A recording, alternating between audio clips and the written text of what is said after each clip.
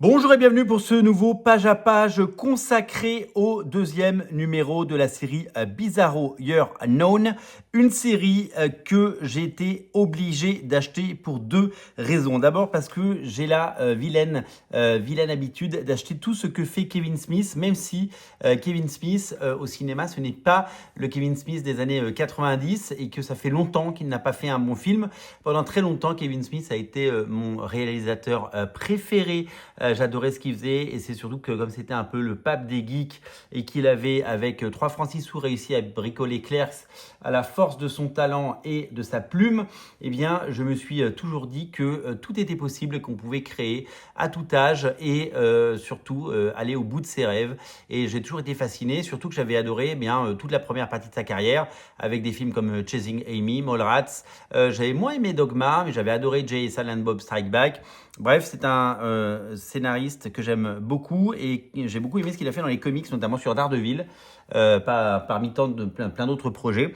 Et donc, je suis ravi de le voir revenir sur quelque chose de mainstream, surtout qu'il est associé à un dessinateur qui s'appelle Nick Pitara, dont on a déjà parlé dans la première émission. Regardez ce type de couverture, comment ça fourmille de détails. Nick Pitara, dessinateur du projet Manhattan, excellent dessinateur, beaucoup trop rare. J'adore ce style de dessin. C'est tout en finesse, tout en volume, tout en élégance. Je trouve qu'il y a une parentalité avec le travail de Frank Whiteley, qui est un autre dessinateur que j'adore. Je suis hyper fan du travail de Nick Pitara.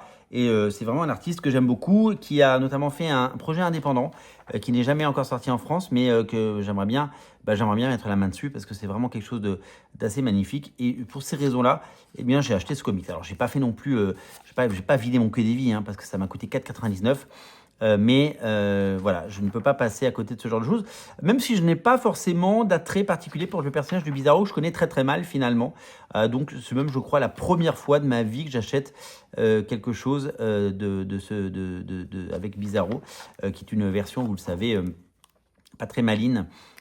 Et une sorte de variant de Superman, mais attachant et sur lequel les auteurs de toutes parts ont toujours travaillé sur le côté comique. Hein, voilà, c'est une évidence.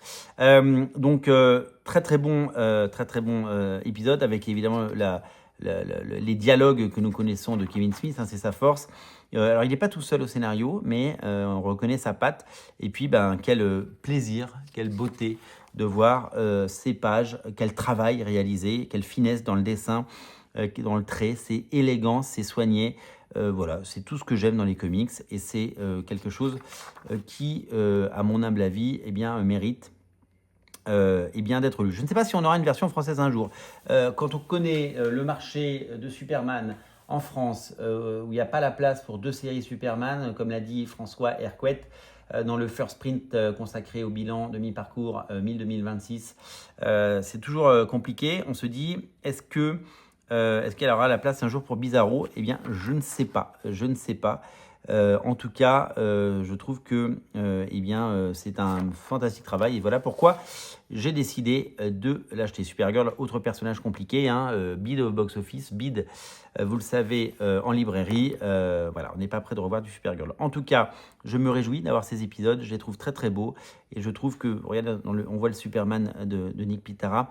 Eh ben, il a fait un travail phénoménal et on dirait, voilà, il y a un petit côté Quietly que j'aime vraiment beaucoup, même si c'est un dessinateur qui a son propre univers et surtout son propre talent, un talent absolument immense. Voilà, merci d'être aussi nombreux à regarder Radio Comics, merci pour votre fidélité. N'oubliez pas de vous abonner si ce n'est pas déjà fait et à très vite sur Radio Comics. Merci, salut, bye bye.